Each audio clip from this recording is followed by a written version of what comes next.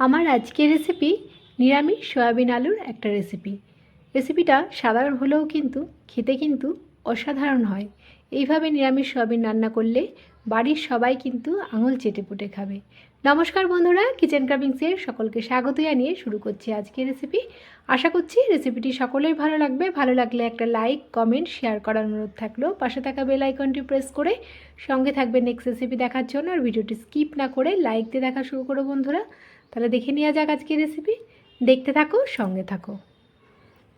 দেখো, আমি 250 গ্রাম সয়াবিন আগের থেকে গরম জলে সেদ্ধ করে আমি সয়াবিনগুলোকে নিংড়ে নিয়েছি। আর এদিকে 3টে আলু বড় বড় নিয়েছি, ক্যাপসিকাম নিয়েছি, 2 ইঞ্চি আদা কেটে নিয়েছি, গোটা গরম মশলা, তেজপাতা, টমেটো, আর এদিকে চিনে বাদাম, পোস্ত আর একটু গোটা জিরে নিয়ে নিয়েছি।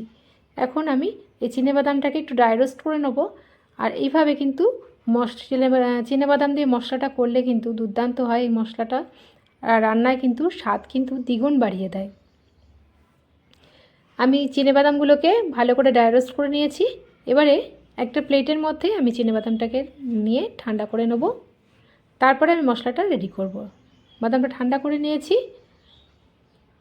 এবারে একটা মিক্সিং জারের মধ্যে বাদামটা দিয়ে দিচ্ছি আর দিয়ে দিচ্ছি পোস্ত আর চিনেবাদামটাকে আমি আগে একটুখানি শুকনো অবস্থায় ব্লেন্ড করে নিচ্ছি। তারপরে এর মধ্যে ছোটো ছোটো 2টো টমেটো আমি কেটে নিয়েছিলাম আর 2 ইঞ্চি আদা। তারপরে আমি একটু জল দিয়ে এটাকে ব্লেন্ড করে নেব। একটা স্মুথ পেস্ট আমি রেডি করে নেব।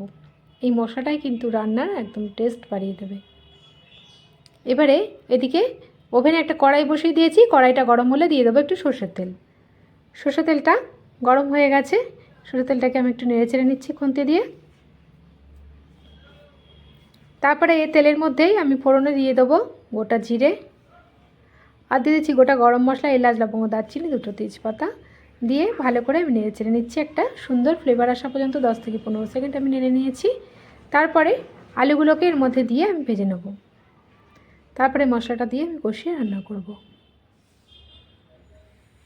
আলুটা খুব সুন্দর করে ভেজে নিচ্ছি। আর এদিকে আলুটা ভাজা হতে হতে আমি সয়াবিনটাকেও এদিকে একটা ওভেনে আমি সয়াবিনটাকেও একটু ফ্রাই করে নেব। এদিকে একটা ননস্টিকের প্যান বসিয়ে দিয়েছি। প্যানটা গরম হলে দিয়ে দেবো একটু সর্ষের তেল। সর্ষের তেলটা গরম হলে আমি সয়াবিনগুলোকে আলাদা করে ভেজে তুলে নেব। দিয়ে দিচ্ছি তার জন্য একটু স্বাদ মতন লবণ, পরিমাণ মতন হলুদ গুঁড়ো দিয়ে একটু নেড়ে চেড়ে নিয়ে আমি সয়াবিনগুলোকে সুন্দর করে ভেজে নেবো। লাল লাল করে সয়াবিনগুলোকে ভেজে নিচ্ছি। এভাবে সয়াবিনটা আলাদা করে ভেজে নিলে কিন্তু তরকারির স্বাদ কিন্তু খুব সুন্দর হয়। সয়াবিন অনেকেই খেতে চায় না, তবে সুন্দর করে রান্না করলে কিন্তু এই সয়াবিনের স্বাদও কিন্তু দারুণ হয়। মাছ মাংসের স্বাদকেও হার মানিয়ে দেবে। দেখো, বাকি সয়াবিনটাও আমি এর মধ্যে অ্যাড করে দিয়েছি, একটু স্কিপ হয়ে গেছিলো। তারপরে ভালো করে নেড়েছে, একটা লালচে কালার ধরছে। দেখো বন্ধুরা, এটা ভাজা হয়ে গেলে আমি ওভেনটাকে অফ করে এদিকে আলুটাকে ভালো করে কষিয়ে নেবো। আমি এদিকে আলুটা ততক্ষণে ঝিমে আছে হচ্ছে। সয়াবিনটা ভাজা হয়ে গেছে, একটা লালচে কালার ধরেছে। এখন আমি গ্যাস ওভেনটা অফ করে দিচ্ছি। এদিকে আলুটা ভাজতে দিয়েছিলাম, দিয়ে দিচ্ছি একটু স্বাদ মতন লবণ,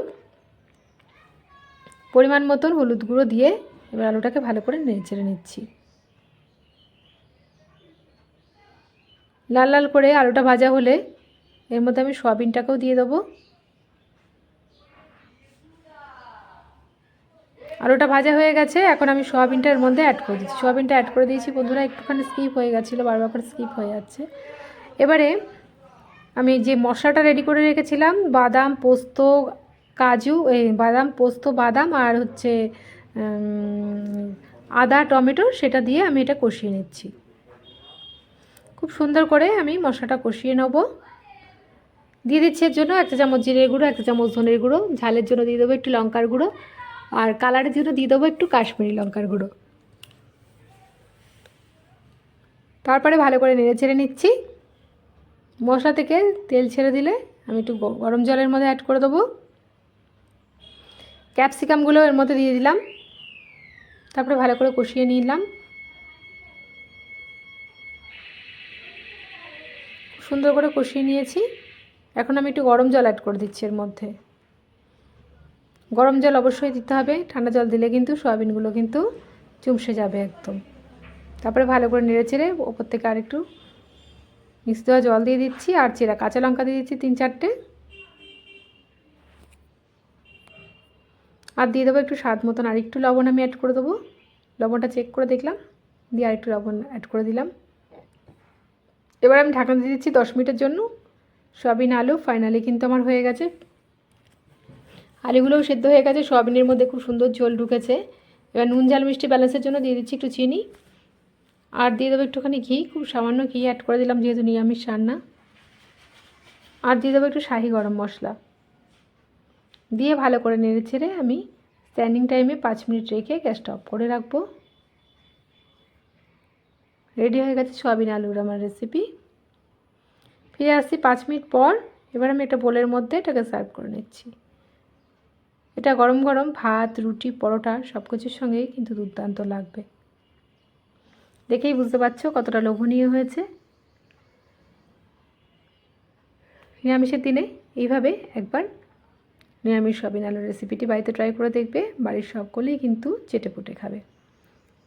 আশা করছি রেসিপিটি সকলের ভালো লেগেছে। ভালো লাগলে আবারও বলছি একটা লাইক, কমেন্ট, শেয়ার করার অনুরোধ থাকলেও পাশে থাকা বেল আইকনটি প্রেস করে সঙ্গে থাকবে নেক্সট রেসিপি দেখার জন্য। আজকের মতন এইটুকুনি, ধন্যবাদ।